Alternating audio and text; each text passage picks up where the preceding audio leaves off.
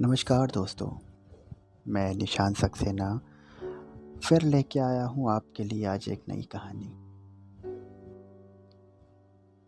मैं लेके चलता हूँ आपको कहानियों की दुनिया में। आज मैं आपको सुनाने जा रहा हूँ अपनी लिखी कहानी अनकहा इश्क। मैं ऑफिस में अपने केबिन में चुपचाप बैठा हुआ था। मेघना आज बहुत खुश थी। उसकी शादी फिक्स हो गई थी। वो खुशी खुशी पूरे ऑफिस में मिठाइयाँ बांट रही थी। लेकिन मुझे समझ में नहीं आ रहा था कि मेघना, जिसे हमेशा से कला से प्यार था, वो एक सामान्य से आदमी से शादी करने को कैसे तैयार हो गई।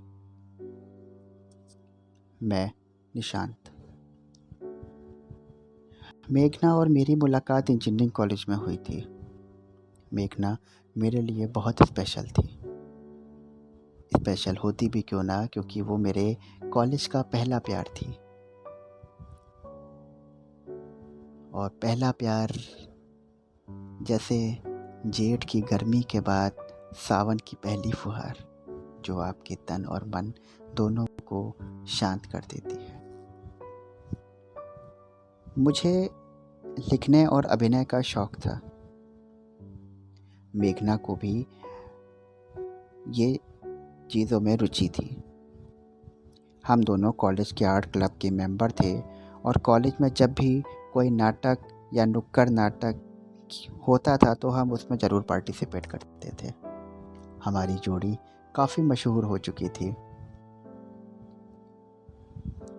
मैं मेघना से शुरुआत से ही प्यार करता था।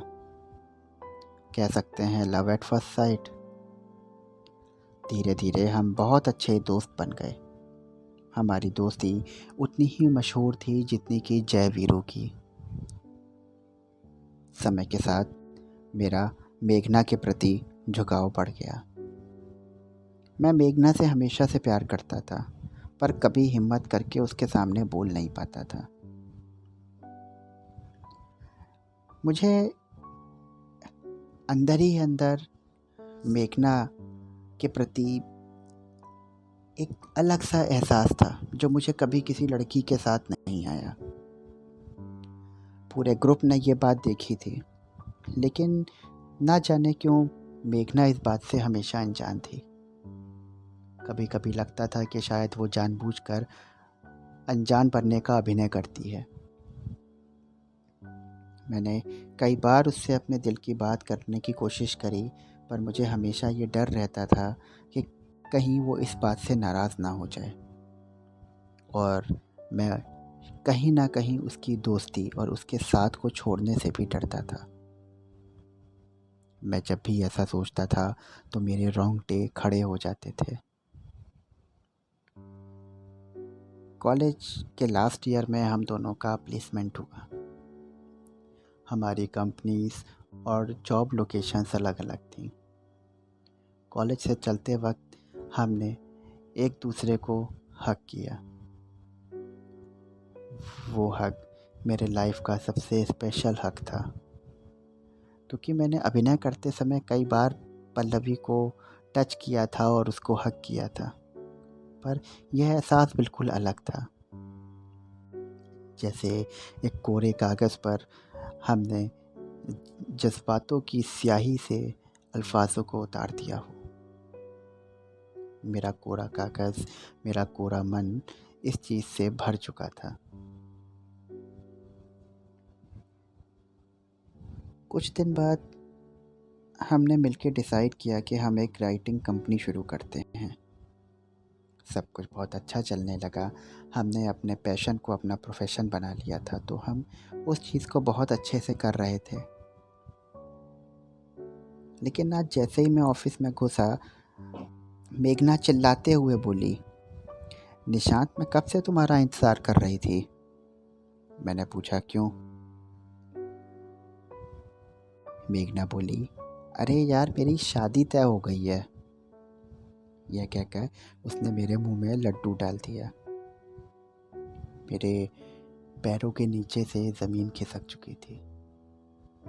ऐसा लग रहा था कि जैसे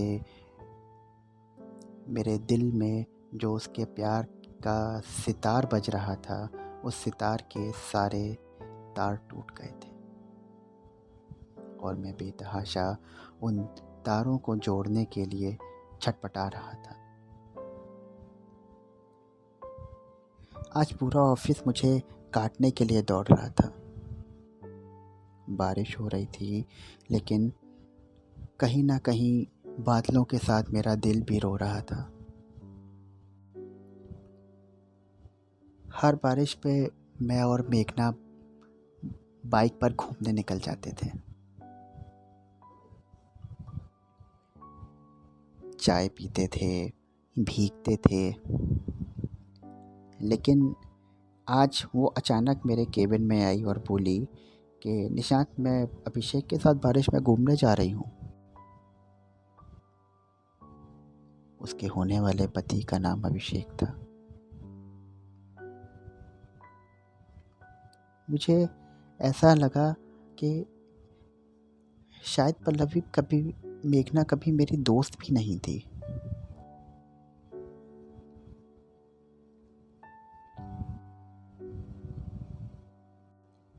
मैं केबिन में बैठ के सोच रहा था कि क्या मुझे आज मेघना से अपने दिल की बात कहनी चाहिए।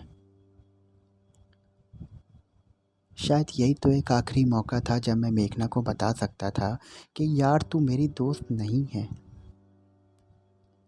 तू बहुत स्पेशल है मेघना। मैं चीख चीख कर उसे ये बताना चाहता था कि मैं कितने सालों से उससे प्यार करता हूँ। मैंने कभी किसी को अपने दिल में या अपने आसपास आने की इजाज़त नहीं दी, क्योंकि मैंने तो अपना सब कुछ तुझे दे रखा था। खाली मन के साथ में मैंने अपनी कुर्सी को छोड़ा और एक खिड़की के पास आकर खड़ा हो गया। मैंने अपना हाथ खिड़की से बाहर निकाला और टप टप टपकती हुई बूंदों को महसूस करने लगा। मैं शायद बादलों से कहना चाह रहा था कि बता दो उसे कि मैं उससे कितना प्यार करता हूँ। कुछ दिन बाद वो मेरे से हमेशा के लिए दूर जाने वाली थी। मैं मन ही मन अपने आप को कोस रहा था कि मैंने क्यों नहीं अपनी बातों को बताया।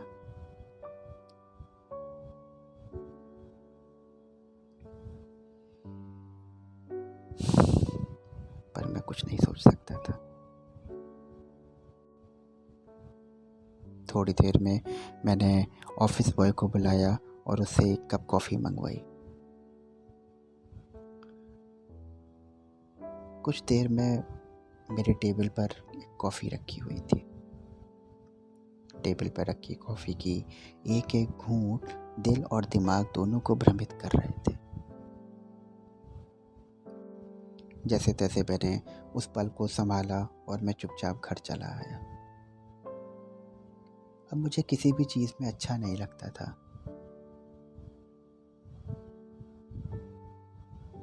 कुछ दिन बाद मेरी भी शादी हो गई।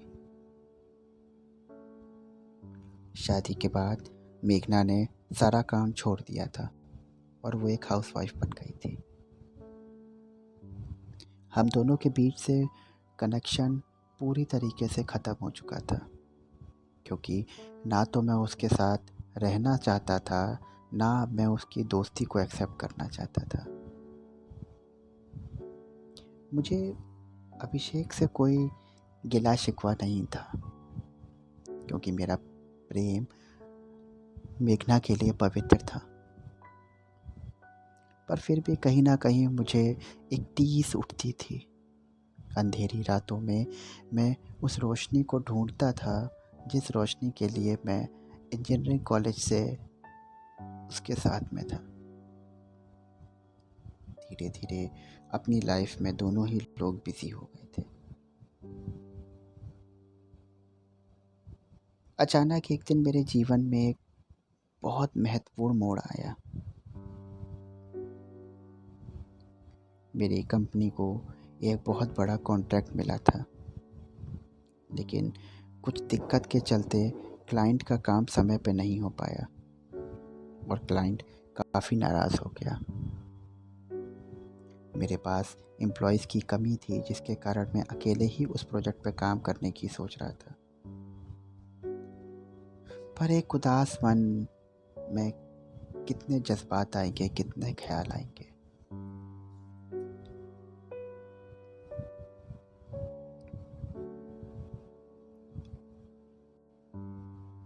क्लाइंट इतना नाराज़ था कि उसने मेरे कंपनी पर केस करने के लिए भी कहा। मैंने बहुत से लोगों से मदद मांगी, लेकिन मुझे कोई भी ऐसा इंसान नहीं मिला जो इतने कम समय पे काम पूरा कर सके। मेघना के जाने के बाद मैंने लिखना पूरी तरह से छोड़ दिया था, इसलिए मेरी भी लिखने की ताकत और विचारों की ताकत ख़त्म हो चुकी थी। मैं पूरी तरीके से अपने कंपनी के एम्प्लॉइज़ पर डिपेंड था।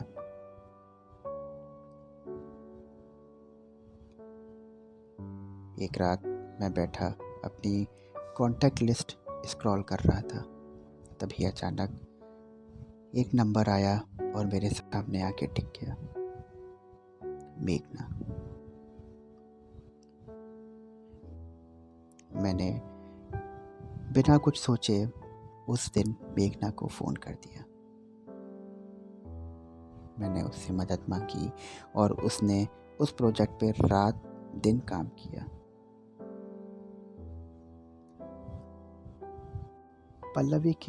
मेघना के वापस आने से मेरा भी काम में मन लगने लगा था।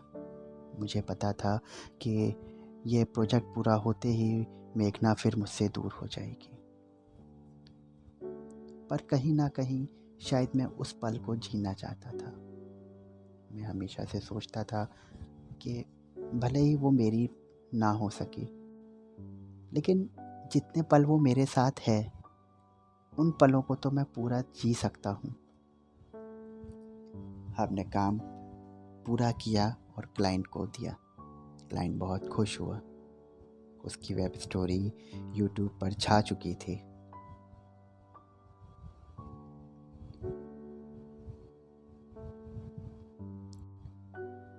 उस दिन मैं समझ गया था कि अगर दोस्ती कितनी ज़रूरी होती है।